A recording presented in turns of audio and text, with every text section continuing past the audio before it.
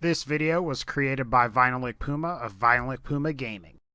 What's up, guys? It took me a little while to figure out what I wanted to talk about in this video, but I think I've got some good things to rant about today. So without further ado, let the Borderlands 2 Roast Fest commence. Now don't get me wrong, I love Borderlands 2. It's one of the games that got me back into gaming after about a 5 to 6 year hiatus. But I do have to talk about some of GEARBOX's bizarre design choices for Borderlands 2's Dragon Keep DLC, mostly revolving around Gemstone rarity weapons. It's a shame that Gemstone rarity weapons are actually pretty cool and are slight upgrades when compared to standard purple rarity weapons. It's cool that I get a similar but better version of a gun that I may have seen before that has slightly better critical hit damage. However, because you have to feed Butt Stallion ERIDIUM in order to get one, it's likely most players haven't even experienced these new Gemstone weapons. Ask yourself this for a second if you have farmed Butt Stallion before. How many times did you have to feed Butt Stallion before you even saw your first Gemstone gun? 10? 15? 20? Maybe even 25 times? I'll never understand why GEARBOX couldn't have just allowed these weapons to replace purple weapons that appear in the various loot chests or that drop from the various loot sources within the Dragon Keep DLC. Having gemstone weapons dropping like purples would have been cool and would have fit the theme of the entire DLC a lot more. After all, it's pretty jarring to see this Torg checkered gun drop from this orc that I just killed. If I killed an orc and a Torg rock shotgun dropped, that would actually make a lot more sense within the scope of the theme. I'd also venture to say that it's possible that some people don't even know about gemstone rarity. While most E-Tech weapons suck at later difficulties, at least GEARBOX took the time to introduce us to the concept of E-Tech weapons via some of the early side quest missions for Borderlands 2. It seems like GEARBOX could have done this as well with the gemstone rarity weapons as well. That way you would have known these things exist. Speaking of bizarre design decisions, I also wanted to talk about ammo, backpack, and bank SDUs in Borderlands 2. So, Borderlands 2 has items called SDUs, which can be purchased with ERIDIUM that will increase the number of items you can carry, the amount of items that you can store in your bank, or increase the amount of ammo that your character can carry. And what is great about these upgrades is that they further feed into the idea that your character is getting stronger and more experienced as you level, since you're not only acquiring these powerful new abilities, but you're also gaining the ability to carry more ammo, weapons, and more. It's worth mentioning that in Borderlands 1, provided you had all of the DLC, that you could carry up to 72 weapons in the player character's backpack. You compare this to the 39 slots available in the backpack and the 24 potential slots available in the bank in Borderlands 2, and you only have a combination of 63 slots to carry items, 24 of which that aren't portable. So not only is your inventory space less in Borderlands 2, but almost half of it can't regularly be carried by the player. Don't even get me started on ammo, guys. After all, you can carry 72 rockets in Borderlands 1 and only 33 in Borderlands 2. Speaking of ammo SDUs, there's also the cost of SDUs, as it goes from increasing at a reasonable and gradual pace to the point where you really start to encounter some serious diminishing returns. I think we can all agree that the white to orange rarity SDU price scaling makes a lot of sense. However, once you get into the 100, 150, and 200 ERIDIUM per upgrade category, it gets to a point where the cost to upgrade requires a lot of tedious grinding of the warrior for more ERIDIUM. To give you guys an idea of how ridiculous the price hike is, to get the first 5 SDUs of one type, it costs 60 ERIDIUM. Provided you had 540 ERIDIUM, you could buy all of the SDUs from white to orange rarity for all of the different ammo types and for your backpack and bank space. However, to max out the potential amount of ammo you can carry, as well as complete your carry space and bank space, you need 3,800 ERIDIUM to buy just the rest of the upgrades.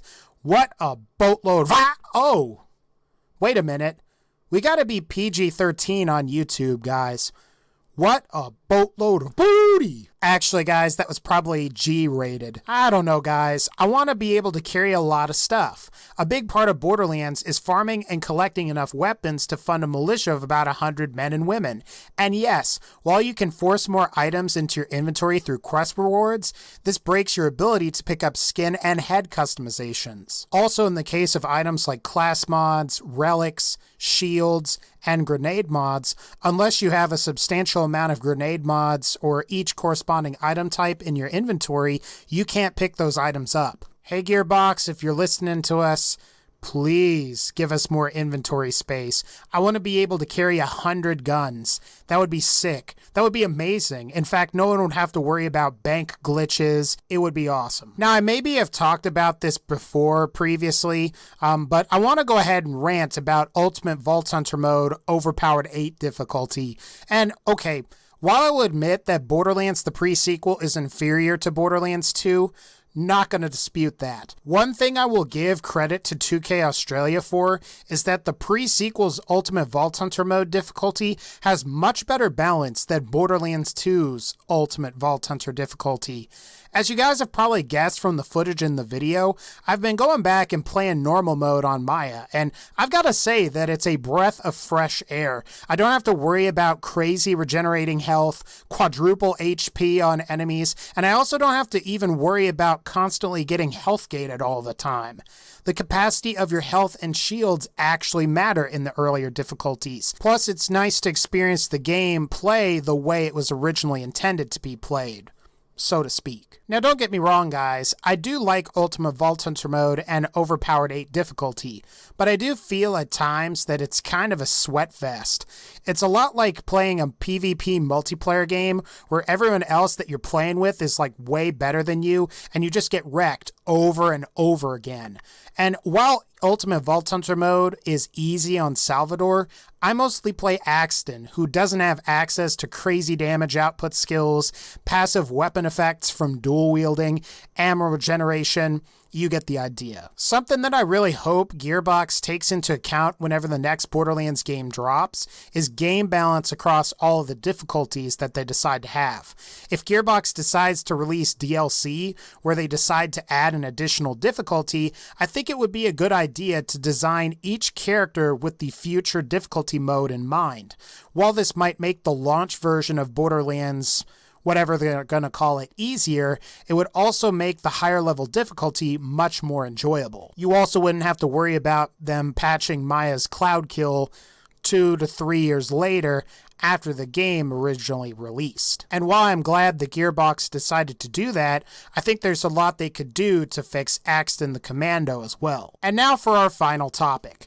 I want to discuss a recently written article by PC Gamer called Why Bad Items in Games Need to Exist. Now, I'll leave a link in the description if you want to check it out, but I also want to rant about this article a little bit, as it is related to Borderlands 2. Now, before I criticize this article, it should really go without saying, but please don't go out on like a witch hunt and send hate to either James Lopez, who is the producer for the Borderlands series, or this article's author, Jody McGregor. Now, with that all out of the way, let's get into it. Now in this article, they discuss bad weapons from several different games, but they also mention some of the guns and weapons that appeared in Borderlands 2.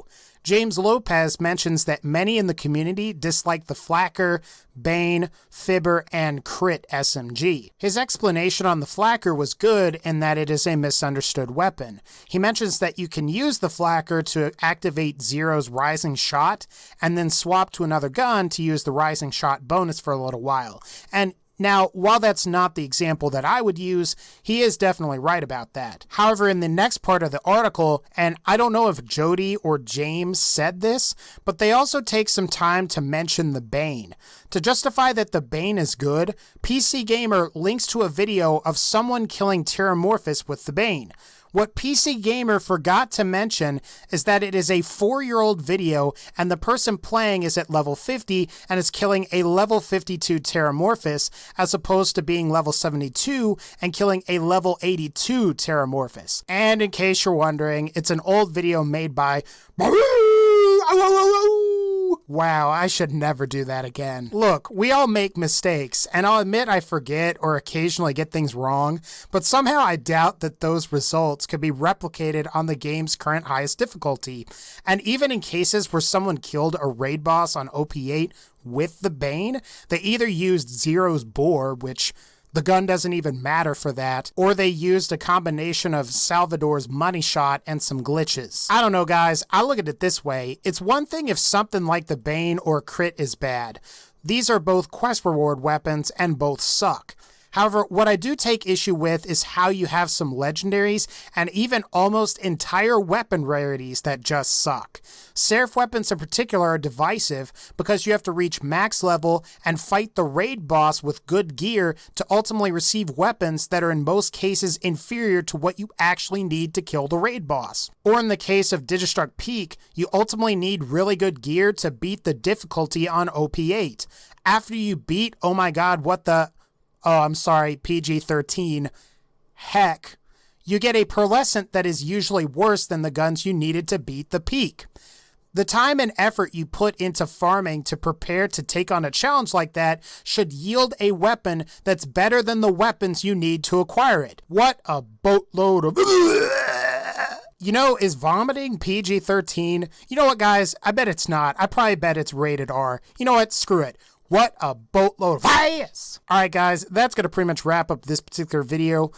Do you guys want a Borderlands 2 rant part 4? Let me know. Let's see if we can get 800 likes on this video. If we can't, no big deal. The quadrilogy won't happen. We'll just keep it at a trilogy. But anyway guys, you like this video, leave a like. Let me know your thoughts. What do you think about SDUs? I think the whole SDU thing is ridiculous. You could have 72 weapons in Borderlands 1, yet you can only have 39 in Borderlands 2? Oh well. Hopefully they'll remedy that in Borderlands 3. But again, guys, take care and I'll see y'all next time.